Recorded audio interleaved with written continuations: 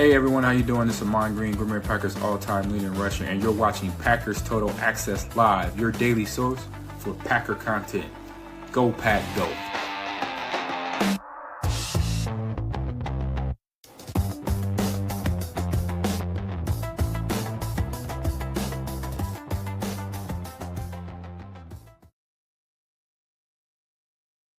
What's up, guys? Welcome into Packers Total Access. Listen, I just want to say the chat is already off the rails. I walk away to get a cup of Joe for 2 seconds. I'm getting raked over the coals for going late, and somehow other or another Matt LaFleur takes strays from it. This is unbelievable. You guys are out of control. So hopefully everybody's having an awesome morning here on Friday. It is Friday, right? I believe it's Friday. This show already sucks. November the 7th. Listen, the work schedule's slowing down for me, so we're going to be doing more of these morning shows, afternoon shows, all that good stuff. But I wanted to dive in here. Yeah, good to see you, Holmes. I wanted to dive in here and see what everybody thinks about the playoffs right now, right? Obviously, we're going into week 10. It actually kicked off last night. And by the way, did anybody see Sean Payton? Anybody calling for Sean Payton's job because he only beat a horrible team by 3 points? Just want to put that question out there. I thought that was interesting. Got the Eagles game from 2 weeks ago on the big screen over here as they boat race. I'm pretty sure they boat raced the Giants. Saquon Barkley went absolutely off in that game. So just trying to get a little bit better feel for where the Eagles are at. But what I want to do this morning is dive into the playoff roadmap. I'm going to try to slow down a little bit this morning and actually include people in the chat. I know when we're solo, it's hard to do that. Usually Jacob is marking some chats for us and Emilio and the guys, Tim, they'll also kind of give us an idea of, hey, here's what so-and-so saying, throw that up there. So hopefully we can jump in here and have a little bit of a conversation about it. The approach I took too, I've got my opinion. You guys are probably tired of hearing my opinions, to be honest with you. I'm tired of giving my opinions when you do a show every day. But I asked AI, hey, give me a roadmap for the Packers making the playoffs. It gave me a little roadmap. I said, give me multiple scenarios. It laid that out. So if this information, if any of it's inaccurate, that I'm going to read off to you guys, and we're just going to kind of dive into it section by section, you guys let me know in the chat what y'all think here, okay? And what's really interesting about this time of year, once you get to November, obviously with the playoffs right around the corner, you get to November, the playoffs have kind of already started. What they've done with college football is beautiful because right now the playoffs are already underway in college football, which is really, really cool. Like I'm down here in Tennessee. You had Tennessee and Oklahoma face off the other day. Basically, whoever loses that game, they're out of the playoffs. So you're talking about going into the first week of November and you've already got that atmosphere hyped up, right? The same thing applies for the National Football League. Now, listen, anything can happen down the stretch, as we all would agree, but it's just really, really cool to see the stage get a little more light on it, right? Shine a little more of that limelight on these specific games. And I'm telling you, man, this Packers Eagles game, Monday Night Football, I hope the fans bring the juice, and I know they will. Lambeau faithful will. This game is going to be like a playoff game. Now, there's some people that say if the Packers lose this game, oh, there's no way they're making the playoffs. I don't understand how you can have that opinion with 7 weeks left. However, if they win this game, boy, do they put themselves in the driver's seat, And as many people are saying, wouldn't that be the most 2025 Green Bay Packers thing ever to happen, to have a team lose to the Carolina Panthers at home and then turn around and beat the Eagles on Monday Night Football, right? Well, it happens every year in the league. You guys have heard me say that over and over and over. So we're going to dive into all that. Before we do, if you guys would, do that YouTube stuff for me real quick. Hit like, hit subscribe. If this is your first time tuning in to PTA, welcome. Thank you for making us a part of your morning. We're not experts. We're not insiders. We're not media members. We're fans just like you, talking Packers on the daily. So make sure you click subscribe, click that bell icon so you're notified when we go live here in the future. So here we go. Let's jump into it, all right? Boz earlier. Who's running the play clock? Matt LaFleur. There you go. Coach is getting raked over the coals this morning. Unbelievable. Unbelievable. Let's see what J. Cole says before we kick off. It is going to be one good NFC team that does not make the playoffs. Very, very true, Jay. And again, and I know whatever team that is, whether it's the Packers or another team, the fan base for that specific team is going to pretend like that team sucks at football, and that's just not the case, right? That's why I always say when we go, get to about the halfway point of the year, you got some people that if you don't win your division, oh, your team sucks. If you're not a top 2 or 3 seed, your team sucks. Guys, it's the NFL, man. The goal is to punch your ticket to the playoffs and then try to be playing your best football as you go into the playoffs. For me, there's nothing better than watching the Packers play at Lambeau Field with meaningful football. So I love the cold weather at Lambeau, hosting playoff games. That's what I'm hoping for, obviously. So Boz says, how do I watch Monday Night Football is the question. Do I have to get Hulu for a day? So Boz, I went through this problem. I've been subscribed to ESPN Plus for a couple of years, ever since they launched it, whenever that was. I wanted to watch Peyton's Places. I love that show. A couple other things, right? Well, as soon as all this came down the pike, I'm like, oh, I'm good. I got ESPN Plus. I got access to everything on ESPN. I jump over to the ESPN app, and what happens? I see the games. I click on it, and it just shows the screen, like the thumbnail for the video. I'm like, what the hell's going on? I look into it. So they launched NFL Plus, and then they launched another package called, not NFL Plus, ESPN Plus. And then they launched another package called ESPN Unlimited. You got to have unlimited.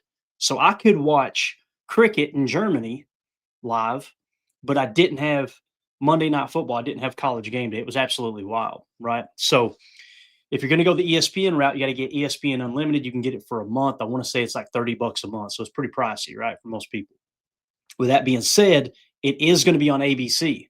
So if you want to watch Monday Night Football without having to pay anything extra, Hulu, any of that, right? What you can do is get you one of those antennas. They cost like $15 last I checked. And you can pick up ABC just fine. And it's actually pretty high quality too.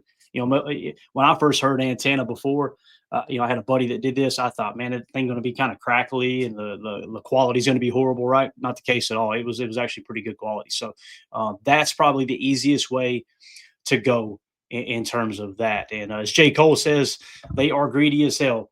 Yeah, listen, when Disney started to buy up everything, they started to buy up Hulu. They started and everybody got kind of excited. The Disney fans got excited. I was going, boy, they're setting us up for the hook right here, man. They, you know what I'm talking about. They got that spinner bait, boy. They just crank and crank, and they're ready to bam. And that's exactly what's happened, essentially, right? So you could see ESPN and Disney. Disney owns ESPN. You could see them jockeying for position and trying to get themselves in a perfect situation, and bang, pull the plug, right? And in reality, what happened, the way I understand it, again, I'm not in the board meetings, but it sounds like they wanted to jack the price up on YouTube TV, right? And then now they're kind of holding their feet to the fire, but it's backfiring. I think last I heard, $5 million per day is what ESPN is losing by it not being on YouTube TV. So I tip my cap to YouTube TV for standing firm, because if they did pay more for that, guess what happens to all of us? The YouTube TV subscription price goes up, right? So people are pretending like YouTube TV is the greedy one. The others are pretending like ESPN is the greedy one. In the meantime, ESPN is marching all their employees out there, the people we follow on social media like Kirk Herbstreit and these guys, marching them out there to the slaughter, right? Just going, hey, yeah, go out there and basically tell everybody, send this link. And it's so clickbaity too. It's like, it's a link going, hey, get your TV back. And I'm thinking, all right, this is a solution. Kirk thought it was a solution. He didn't click on the link. He just did what his bosses told him. You click on the link, and what does it do? It takes you to a website and basically says, here's how you get in touch with all these providers to tell them they're screwing up by not paying us more money. I'm like, boy, it's a really weird deal. So anyway, yeah, I'm with you, Ed. Ed Madden says, stick to your guns, YouTube. Completely agree, man. Completely agree. We'll figure out a way. We'll figure out a way to watch the game, but don't give in to the greed, man. It's absolutely wild. So anyway, let's jump into it, guys. 2025 playoff roadmap. And again, I wanted to do this in a couple of different ways. I'm going to make a couple of notes here so I don't lose track. 9 minutes. Sorry. So again, let's start off with the article that was written through the AI system here. Okay. Green Bay Packers have about an 82% chance of making the playoffs. Sounds pretty good, right? Well, those odds take a hit if they lose on Monday night, and their path to the postseason is looking like a minefield.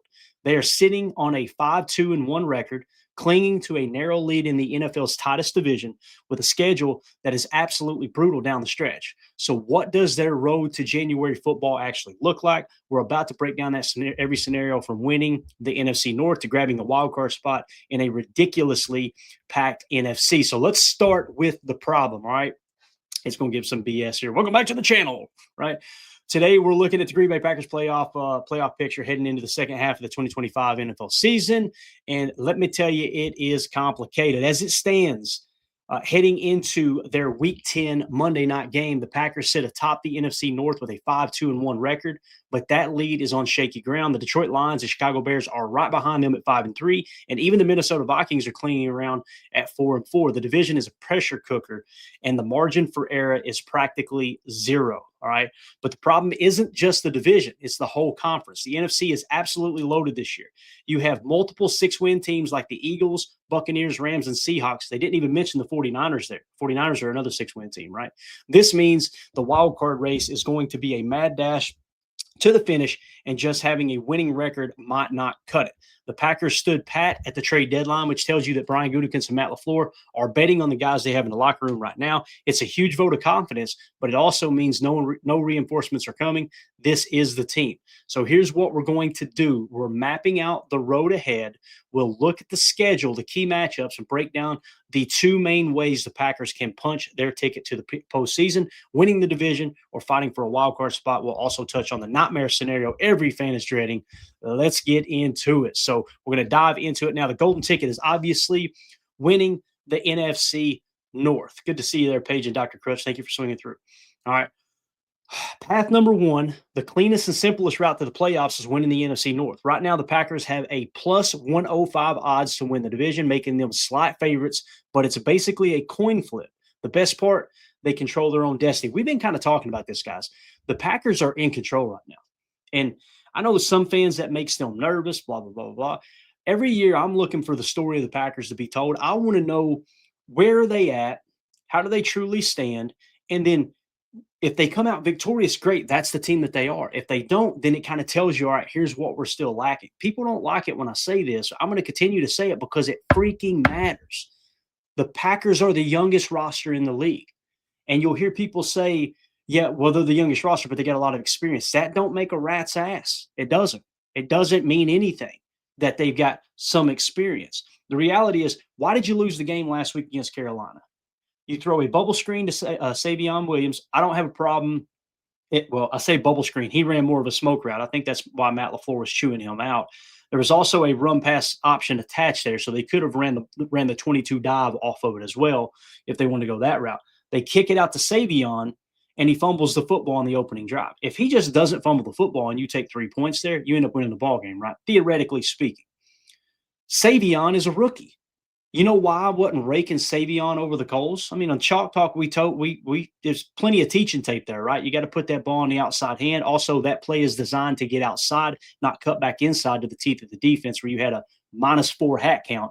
If you go outside of Romeo Doubs there, catch the ball on a run, you've got a corner to beat to the pylon with a safety emerging there at the end of the play as well. Why do I point that out? He's a rookie. That's a perfect example of turning on the tape and going, this is what we mean by the youngest roster in the league. Those type of things are going to happen when you've got young players, specifically a rookie, putting the game in his hands, right? Now, again, the easy thing is stop throwing those screens, stop throwing those screens. Not a person on the face of the earth said that the week before in Pittsburgh when Savion took one in for a touchdown, right? So, and again, pre-snap, you had the hat count. If you wanted to play it conservative, you could have ran into a heavy box. I'm okay with that call. I'm okay with the call that was made. It was horrible execution by a rookie player. You're going to have that. That doesn't mean Savion's not going to be a great player. I think he's caught every pass thrown his way this year, by the way. That's positive, right? That doesn't mean he's not going to be a great player. It doesn't mean he doesn't have what it takes to play in the NFL. What it means is he's a young player. And that's the byproduct of having the youngest roster in the league. You're going to have things like that happen. You'd rather them happen now than during a deep playoff run, for sure. So, and as J. Cole says, yeah, I need a better block from Rome there too. Absolutely, right? Rome kind of he started to attack, he led up, and then got put on his heels, right? But again, if Savion takes it outside, it's not an issue either. So, great point there, though, Jay. Great point. All right, so here we go. And I apologize for the hacking, guys. I'm going to have to go back to the doctor. The Rona just will not leave. I've still got some kind of fluid or something in my lungs. So it's just, yeah, it is what it is. The season boils down to the divisional games left on their schedule. They've got one game left against the Chicago Bears, one against the Minnesota Vikings, and one massive Thanksgiving showdown against the Detroit Lions. This is where the division will be won or lost. Let's think about that for a second, guys. You've got one game left against the Chicago Bears, Actually, you got more than that, right? So they got that wrong. You actually got both games against the Chicago Bears. So you got the Bears game, you got both the Vikings game, and you get that massive Thanksgiving Day showdown against the Detroit Lions. That's where the division is going to be decided. So I like our chances against the Bears and the Vikings personally. I do. Now, on any given Sunday, anything can happen. I typically have us splitting those games with the division, us winning home, them winning on the road, right? We'll look at the playoff predictor here in a minute and kind of show that schedule and how it lays out. But let's start with the lines. The Packers are snagged. The Packers already snagged a huge 27-13 win over Detroit back in week 1. The head-to-head victory is a nice little advantage to have in their back pocket since it's the first tiebreaker. Their rematch is on Thanksgiving in Detroit. A win there give them a season sweep and a powerful tiebreaker. A loss, though, splits the series and could throw things into chaos with the divisional records. Guys, it's going to come down to Thanksgiving Day. Think about that. You're going to be gathered around family. It's going to be that early. I think we're the 1 o'clock game, if I remember correctly, right? You're going to be that early window, right? And you're going to get to watch Packers, Lions, Thanksgiving Day, playoff implications on the line. I'm going to challenge people to stop fanning scared. Stop fanning with rage. Like, well, they better win that game, or, well, we're going to be screwed if they don't win that. Embrace the fact that this is playoff football already. I love it, man. It's just, there's nothing better than it, man. There's nothing better than it. So moving along here, then you have the Bears and the Vikings. Chicago's been playing with a ton of confidence. The Packers have to face them at home in a few weeks. The Vikings, who many wrote off, are back at 500 and are getting rookie J.J. McCarthy back from injury. Minnesota is not a team you can overlook, especially in a late season road game. Completely agree with that take. Completely agree. However, people are making J.J. McCarthy sound like he's just some kind of, Hall of Fame franchise quarterback. They're not winning because J.J. McCarthy right now. Right? Let's just be honest about it. And I think it was 2 weeks ago, their defense gave up a boatload of points. So you've seen a little crack in the armor there in B-Flow's defense in Minnesota. So I'm excited to dive into the tape when it is Vikings week and see, all right, how did they crack that armor? Because that defense has been pretty good up to this point. Let's see where they rank now in terms of pass defense. So, yeah, look how far the Vikings fell. They fell down to what? 1, 2, 3, 4, 5, 6, 7th, tied for 7th in the league in EPA per dropback. Again, what are they doing this year? They are playing 28% cover 2 zone. All right. Second most defense is cover 3 zone. Third most is cover 4 zone with cover 1 man. And they're still playing 5% cover 0. They do like to bring a little zero blitz from time to time. So they've pressed into zone coverage a little bit more this year than their traditional man coverage that B-Flow like to run coming out of New England way back in the day under Bill Belichick, obviously. So, all right. To win the division, the formula is tough but clear. They have to dominate these last few divisional matchups. If they sweep the Lions and win at least one of their other two, they'll be in an excellent position. But anything less than 2 wins in that stretch, and the door swings wide open for Detroit or Chicago. The path guarantees them a home playoff game, and getting that game at Lambeau in January is a game changer. I know some people would disagree with that. I do think it's a game changer. I think it is something that now you have a younger football team playing those games in the cold. Isn't going to be the weather's not going to affect the players as much as when you had a little bit older roster, obviously, like with your Aaron Rodgers, players like that, right? So the dogfight, securing a wild card spot. Now let's shift gears to a wild card route here, okay? All right, let me hit the chat before we dive into the wild card spot. I just want to see if what everybody's saying in here. Just want to make sure. All right. Oh, here we go. This is great, Soder. I'm glad you said this. And they won't stop running out of the gun. Have you looked at the numbers, Soder? And listen, I'm not trying to roast you in front of everybody. I just challenge you, go look at the numbers. If you listen to Ryan Schlip's Packernet podcast, he did a breakdown the other day. It was under center. I want to say it was in goal situations it might have been, or maybe it was a 3rd and short. He took a specific scenario, and under center we were 0 for 6, picking up the first down or getting the touchdown, whatever it was. And out of shotgun set, we had a lot more success.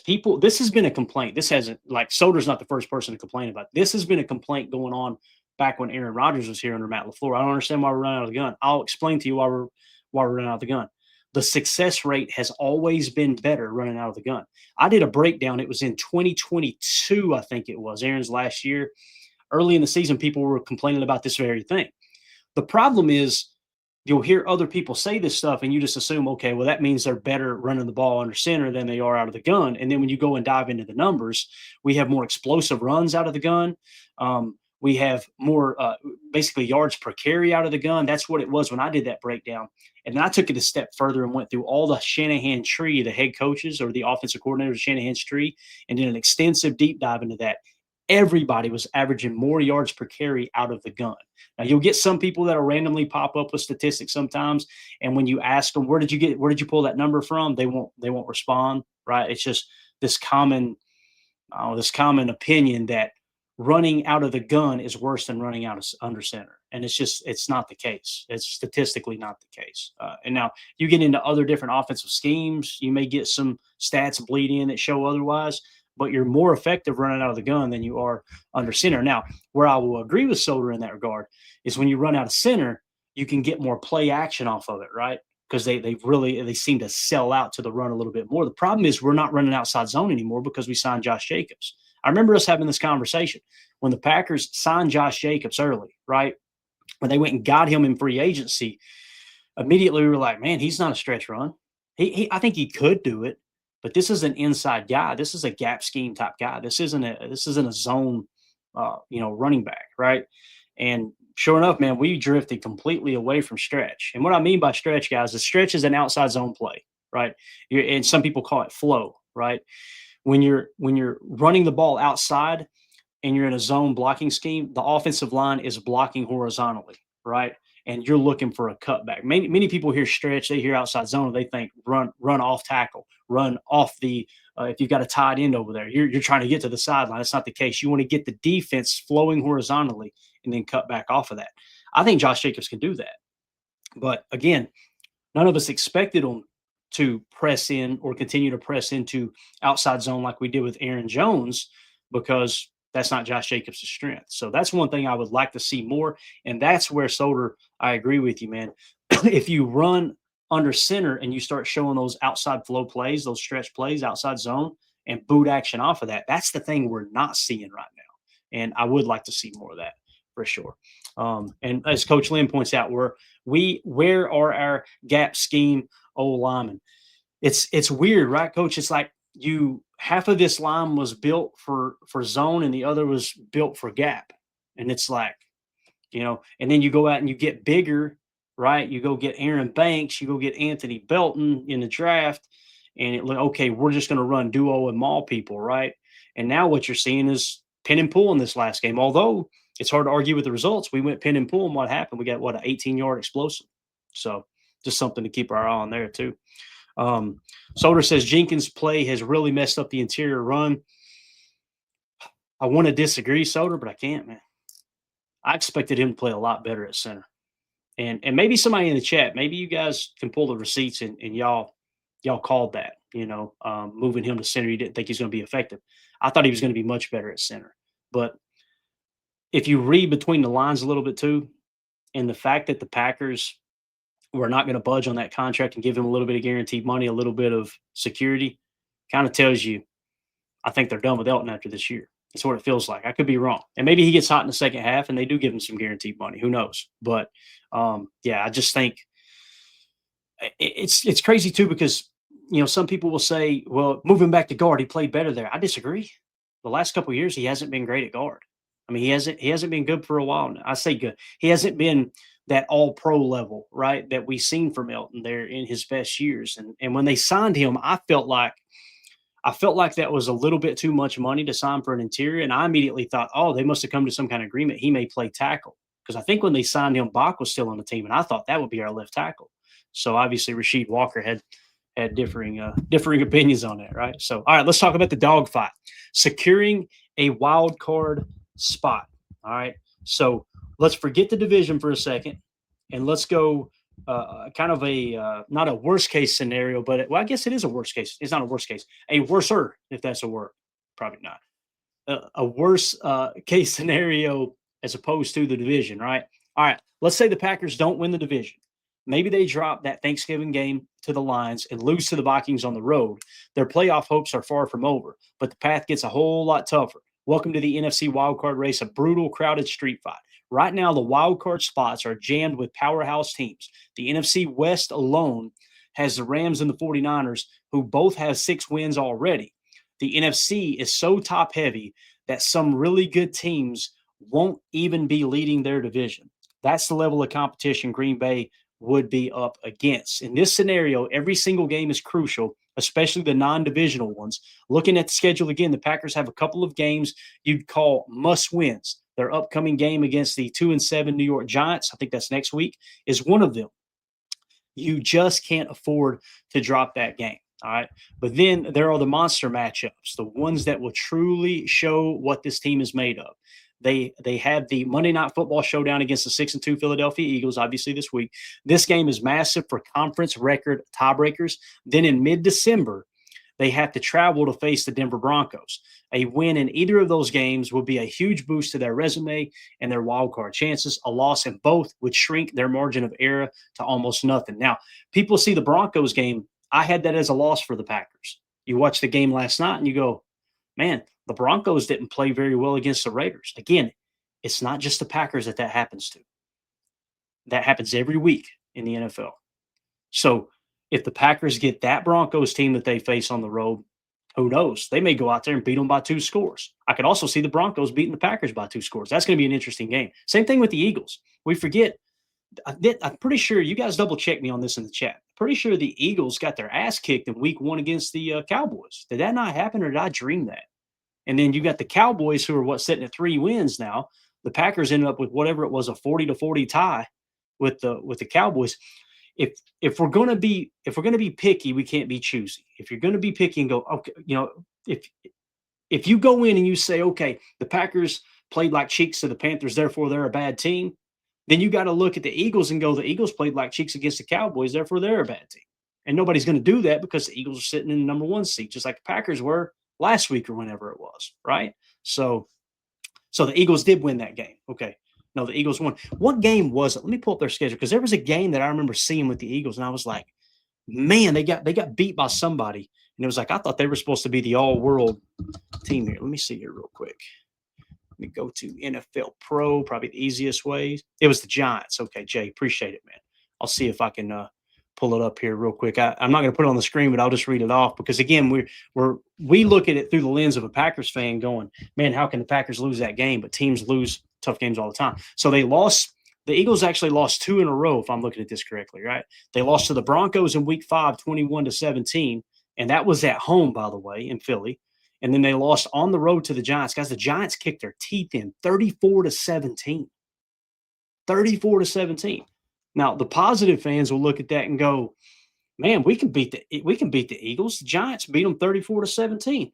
The negative fans will look at it and go, we play the Giants next week. They're going to kick our teeth in 34-17. No, it's all about matchups. It's all about scheming. It's all about that specific week, right? So, yeah, really, really interesting. So Dallas, they beat Dallas 24-20. They beat the Chiefs 20-17. They beat the Rams 33-26. This is the Eagles, by the way.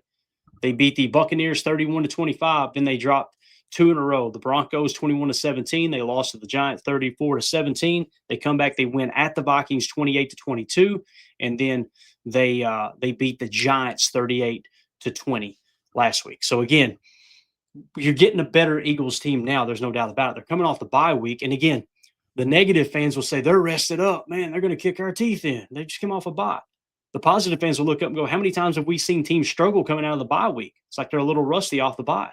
That happens too. So just whichever side you want to pick, I guess. All right, moving along. But then there are the monster matchups, so we hit that. All right, the magic number to watch is probably 11 wins. We talk about this every year, right? It used to be the old saying was win 10 and you're in. Now it's 11 with that additional game, right? So the magic number to watch is probably 11 wins. At a conference this competitive, 10 wins might not be enough to get in. The bizarre 40-40 tie against the Dallas Cowboys could also come back as the weird factor in tie-breaking scenarios. That's why I'm grinning. People hated that tie, and I love it. I absolutely love it, man. Take in, blah, blah, blah. Weird factor in tie-breaking scenarios, complicating head-to-head comparisons. The wild card path is there for the taking, but it means you'll be scoreboard watching every single week, hoping for teams like the Rams, 49ers, and Seahawks to drop a few games. It's a stressful way to make it to the dance, and it almost certainly means starting the playoffs on the road. It kind of laid it out there. Most fans, they get stressed out over this stuff, right? Like having to scoreboard. I love scoreboard watching, man. I don't know how y'all feel. Like we're going to be doing it Sunday. I hope everybody joins us. We're going to be going live, and Jacob is going to be watching the Vikings game.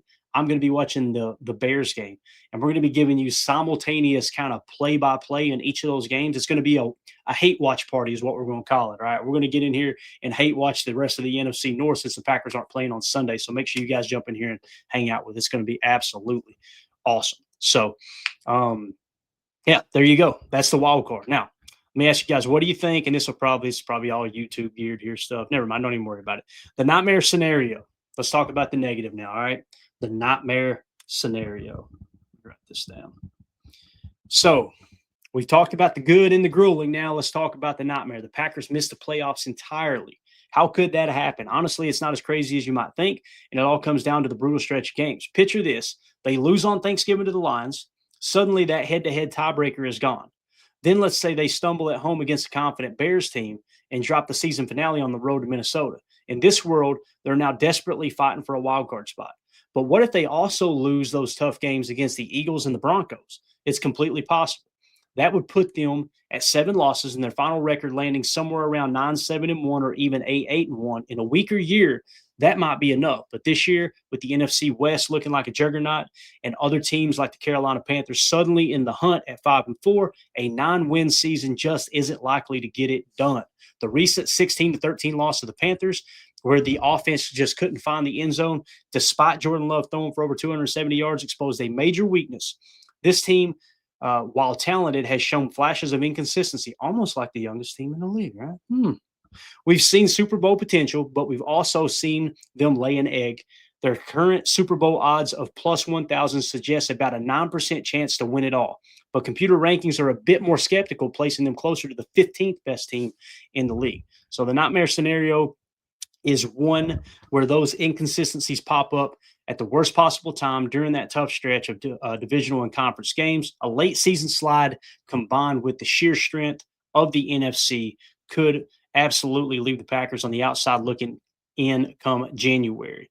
It would be a heartbreaking end to a season that feels full of promise. I think we would all agree if the Packers were to miss the playoffs, boy, that gets interesting. That gets really interesting, right? You think Packer fans were calling for Matt LaFleur's head because they lost a tough one to the Carolina Panthers. If they were to miss the playoffs, I'm going to get a sip of coffee. I don't know how this channel is going to last, to be honest with you. I say that somewhat tongue-in-cheek because I'm not surprised. This stuff happens every year. We've been so spoiled as a fan base that it's just every single year we're in it, right? Again, I think the most likely scenario here is a wild card berth when you look at the rest of the schedule. It doesn't mean they can't win the North. They're in the driver's seat. But if I had to put my money on it and say, okay, here's what I think is going to happen with the Packers season, I would probably put my money on they're going to be a wild card team. Let's lay out this scenario real quick. I just want to hit this. I apologize for the ads. There's nothing we can do about it here, but we will see exactly how the playoffs look. If I can get this zoomed in just right, they're going to hammer us with ads here. Okay, so this is the playoff simulator, and hopefully you guys and gals can see that. Let me try to do something a little different here. Give me just a second. Bear with me. I want to make sure you all can see it just fine. I think that's about as good as I can do. All right, let's just focus on the North teams this week, okay? So you got the Giants going to Chicago. Many people think that's a slam dunk win for Chicago, but we just showed you the Giants beat the Eagles by more than 2 scores, right? So it is what it is, you know? Any given Sunday, anything can happen, right? Let's go worst case scenario this week and lay out what it would look like for the Packers. Let's say the Bears win that game, all right? So they win that game. You'll notice down here you've got the division. So the Packers, even with the Bears winning that before the Packers play, the Packers are still leading the North, obviously. It doesn't change anything there. Let's say that Minnesota pulls off a win against the Baltimore Ravens. All right. The Packers are still in first place. What it really comes down to, most important for the NFC North today, is the Detroit Lions at the Washington Commanders. That's going to be the game to really, really key in on, okay? And that game, I want to say it's a later game too, like a 4 o'clock window game. So maybe we'll bring you guys some kind of action there as well. So let's say that Detroit wins that game, right? Let me scroll down. Figured this out last night that that's what was going on. All right. So Detroit wins that game. They're in second place. And now you got the Packers versus the Eagles. Let's say the Packers win that game, right? They're still holding on to first place. If all the NFC North teams win and the Packers lose, then what's going to happen here, guys, is you're going to see the Packers all of a sudden sink down to third place in the division. The Lions, the Bears would be in first and second. The Packers would be in third. And all of a sudden, the Packers are out of the playoffs. That's just 1 week of worst case scenario, right? But again, like the article said, the Packers control their own destiny. If they get that win against the Eagles, right, then look what happens. You're the number 3 seed and you're still in first place over the Lions. So this week is going to be really, really interesting. It's going to be a catalyst. Let's say that worst case scenario did play out here, and let's jump into next week, and then we'll get ready to wrap up. We jump into next week, and let's do something similar with the North, but let's go in the opposite direction. Let's say the best case scenario happens for the Packers next week. All right. So let's say the 5-4 Vikings beat the 6-3 Bears. All right. Let's say the Packers beat the Giants on the road. All right. And then let's jump over and say that the Eagles beat the Lions. Okay. And then I'm trying to think, who are we missing here? We got the Vikings and Bears play. So there you go. If that scenario happens and Minnesota beats Chicago based off of what we just seen in week 10, what we predicted in week 10, not predicted, but kind of laid out for you guys, the Packers are right back in first place at the number 4 seed. So you see how quick it can change. So if we're going to talk worst case scenarios and be, all doom and gloom as Packer fans, I think we also have the right to talk about the best case scenarios too, right? Honestly, what will probably end up happening is right in the middle. I think that's what will end up happening. Things will kind of fall into place right in the middle of those two scenarios. So if that happens, and then you go into week 12, and again, we're just keying in. We're not really focused on the wild card as much. We're just showing you guys and gals the NFC North matchups. Let's say the Bears and Pittsburgh. Let's say, oh my gosh, can y'all imagine this, guys? Seriously, we got to do a watch party for this if it does not conflict with the Packers schedule. Aaron Rodgers going into Chicago, the owner of the Bears going in to face the Chicago Bears. How fun is that going to be, man? Let's say Aaron goes in there and gets that dub. Let's say the Lions beat the Giants, which I think they will. And let's say the Vikings beat us in week 12, okay? If that happens, if that whole scenario happens right there, and I think that's all the North teams, isn't it? Bears. Yep, that's right. If that happens, the Packers are back out of the playoffs again. So you literally go from we're out of the playoffs, hey, we're back in, we're back out of the playoffs. Guys, the playoffs have already started. That was the whole point of this video, was to get in here and talk with you guys like this. The playoffs are here. Every single game counts. Every single week counts. And we're looking at it through the lens of a Packer fan. The rest of the league, guys, these 6-3 teams, San Francisco, Seattle, all these cats, they're looking at it the same way. If they go in and they drop a few games, like if we go back to week 10 and let's look at some of these teams that are the wild card teams, right? Let's look at like the San Francisco 49ers and the LA Rams. So who do they play? Let's just take a quick glance here. So the 49ers and the Rams actually play each other. One of those teams are going to lose, right? One of them are going to lose. So let's say the Rams upset the Niners on the road there, right?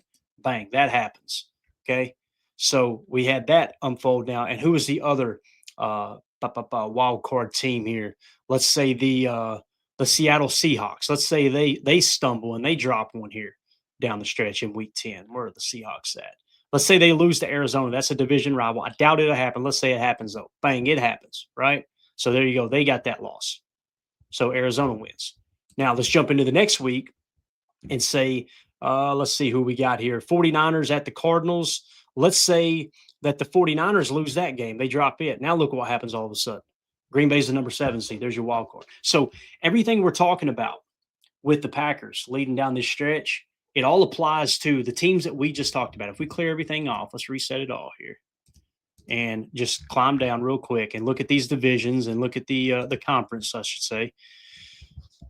What you're going to be rooting against for the rest of the season are teams like the Seahawks, Teams like the Rams, the 49ers, obviously the Lions, the Bears, the Carolina Panthers are in the hunt. I know some fans are convinced the Carolina Panthers are a trash organization. They suck. Well, they're the number 9 seed right now. They're knocking on the wild card door. So I'm sorry, man.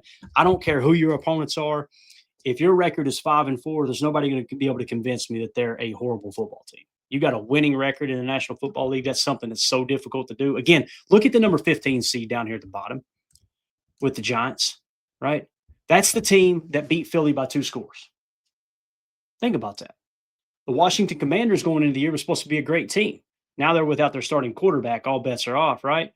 We beat the Commanders pretty convincingly there. What was it, week 2? Detroit's the number 17. We beat them by 2 scores at Lambeau in week 1. So at some point, we've all got to acknowledge this is how the league is, man. This is how the league is. Any given Sunday, anything can happen. So Ed Madden points out Arizona has a good record in Seattle. So that's the other aspect of this too, right, Ed? Is like you've got all these little side stories and these side trends that we never even talk about, It's pretty cool, man. Absolutely cool. Ed Madden also said, my money's on A-Rod against the Bears. That's going to be fun. That's going to be really, really fun to watch, man, because he talks trash to those Bear fans. I love how Aaron's still kind of a Packer at heart, which is really, really cool. Yeah. All right. So that's pretty much what I got. I'm just trying to comb through here and see if there's any chats. I didn't miss any super chats. We're good there. Thank y'all so much for jumping in here and hanging out, man. Again, I woke up this morning, grabbed a cup of coffee, and we hit the playoff scenarios last night a little bit. And I thought, let's dive into the North. I wonder what AI thinks about it. Bang, bang, bang, bang, bang. They laid out those scenarios. So listen, go out there and take care of business, man. The way I see it too, if we look at our remaining schedule, let's just end with this. If we look at the remaining schedule here for the rest of the year, I'm going to have to drop that banner down real quick. So what we've got is, there we go. Okay. So we got Philly at home, right? And then you're on the road against New York. If you go out there and let's say you lose to Philly, you win on the road in New York, and let's say you beat the Vikings twice this year. You play them in week 12 and week 18. And let's say you split with the Bears, right? And let's say you lose to the Lions, but you beat Baltimore and you somehow beat Denver, who played pretty bad football last night, you're in the playoffs. So you control your own destiny. There's plenty of time to make this up. It's just looking at it from a realistic standpoint. When we went into the season, you guys remember, I think I had them at, my prediction was 11 to 13 wins is what I started with, right? And then you get off to that hot start, and I said, all right, boys, now we're in 12 to 14 win range, right? Like 12 wins is the floor, 14 is kind of the ceiling. Now, to me, you're back down to something like 10 to 12 wins is the sweet spot, is where you're really, really zeroing in at. So I think the Packers, realistically, if I had to put money on it, I'd say they're going to finish with 11 wins. That's where I would be in that regard. So it's going to be a blast, though, man, seeing how this thing unfolds down the stretch. So hopefully you guys enjoyed this. Just wanted to kind of do a little bit different top live stream, try to get you guys a little bit more included there, and kind of dive in, just give these different scenarios. And again, man, don't buy into the doom and gloom. This is that time of year. Okay, never mind. This is that time of year where every game, yes, they count, but at the same time, they count for every other team too. That you're going to get team. We're going to look up at the end of this week and go, dang, can you believe that X team beat Y team? That's going to happen, right? It's going to happen for sure. So, Turk McGirt said that tie really jacked up my 11.5. LOL. I bet it did, Turk. I bet it did, man. Again, that tie. Imagine if Matt LaFleur had went for it instead of going for the tie, instead we're going for the win, and they lost that game. Boy, I think we all need to kind of tip our cap to him in that regard and deciding, hey, look, we'll just take the tie rather than being overly aggressive and trying to go down and win the ball game. That's definitely one thing that he's done right this year, in my opinion. So, yeah. See, it's amazing, man. We get other fans jump in the chat, and all of a sudden it goes off the rails. Everybody's being rude with each other. So anyway, we'll get out of here. Appreciate you guys so much. When this video, like I said, we'll cut it out. We'll edit it, try to get it narrowed down in video form, where if you're watching this later, you've seen a much cleaner version as opposed to the live stream. Let us know in the comments what you think about the scenarios we lay out. What's the most likely scenario? Will the Packers win the division? Will they make a wild card? Will they miss the playoffs altogether? Let us know in the comments what you think. Make sure you click subscribe, hit that bell icon so you're notified when we go live in the future. Probably going live again here in a few hours, mid-afternoon, if we get some news break, maybe after the practice report and everything comes out. We'll go live again and just chat.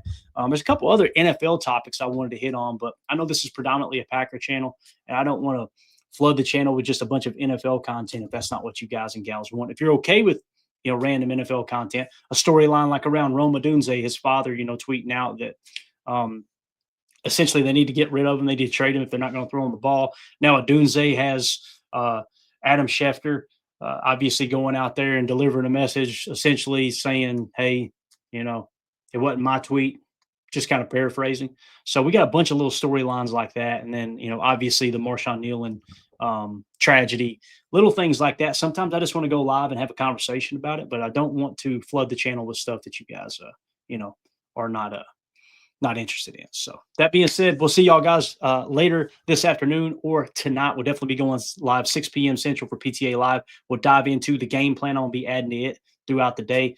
So we'll kind of show you the keys to the Packers getting a win against the Philadelphia Eagles on Monday Night Football. It's going to be great. Everybody have a great day. Thank you, Turt. Thank you, Ed. Everybody in the chat. You guys are awesome. Have a wonderful day. As always, let's go out and be the change we want to see in the world and go Packers.